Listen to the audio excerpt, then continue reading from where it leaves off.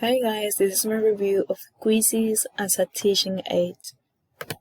So this is the first thing that you see when you open Quizizz. It asks you to either sign up or just log in if you already have an account.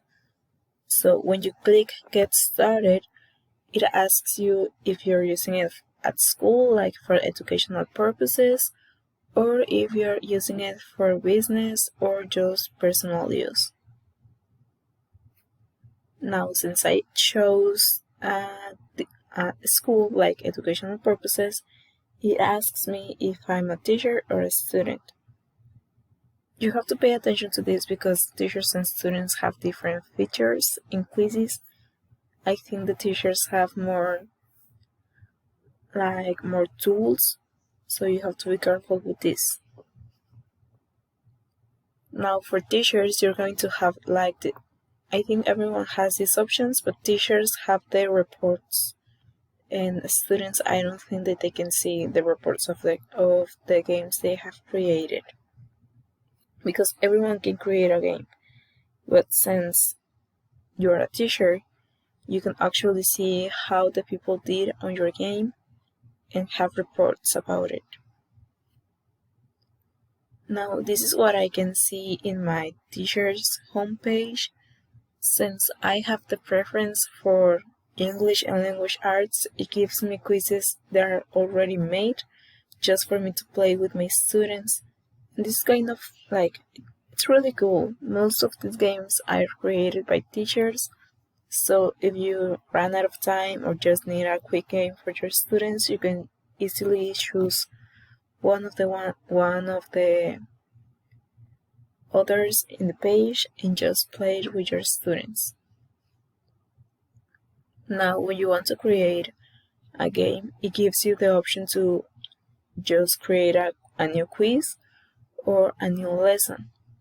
The lesson is basically like a presentation with a quizzes within it. So you can choose either one. I just chose to use like a new quiz. Okay, and this is for creating a class in Quizizz. You can link it with Classroom, with Google Classroom, and you can use it just to assign games, to assign quizzes as homework for your students and see how well they did. And you can also send reports to the students or to the tutors of the students, to the parents. This is an example of what a class looks like. I just did it so you can see what it will look like. It's an English 4 class. And as you can see, you can just assign games. You can see how many games have been played. And the students' reports for the parents or the tutors. And the average of how many, how right they got the games, how good they played.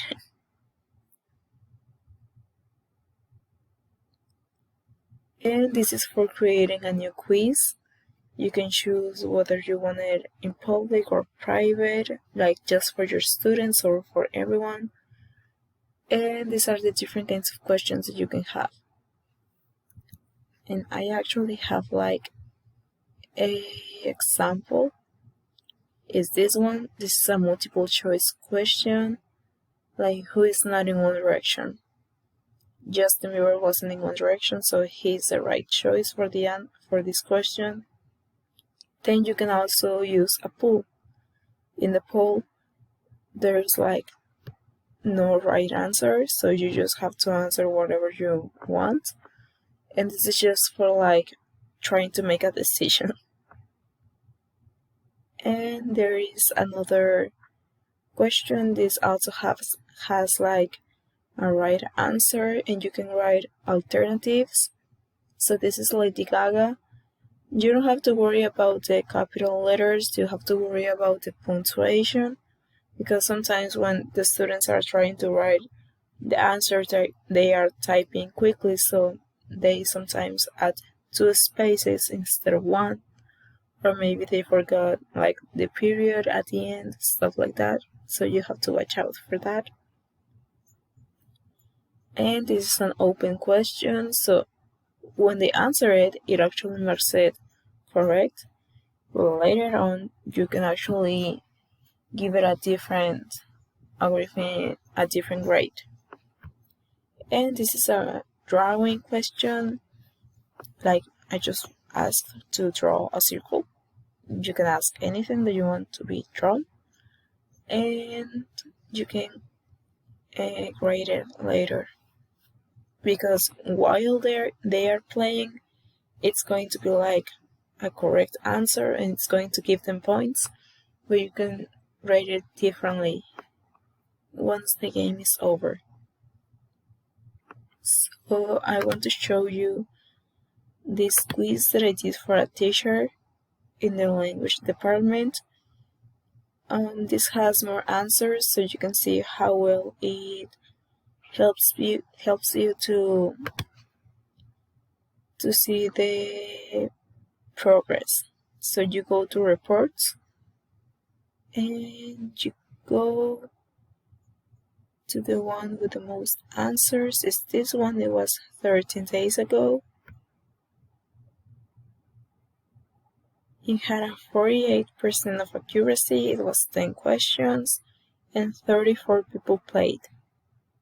So you can see for every student how much accuracy they got, and you can also see question by question.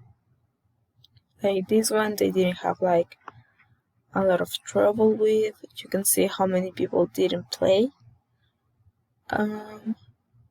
You can see every answer. Like in this one, they had to write the sentence, but I think some of them didn't get the instructions, so they got it wrong. Look at this. These are the different answers I wrote. Here it was another to fill in the blank. This one was easier. Here it wasn't the right answer. Some unattempted. You can see everything, and you can download the analytics part, like the report, but not quite. As you can see it here, you can download like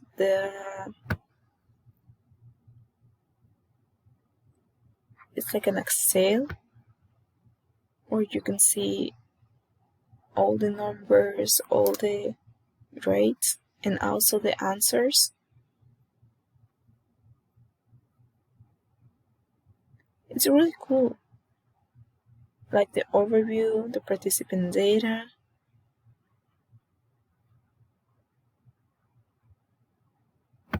You can also see the time that they spent and all the quiz details. You also have the option to print it. So back to the presentation. In conclusion, I think that it's really good for teachers and students because it makes learning fun and creative. It's really easy to use.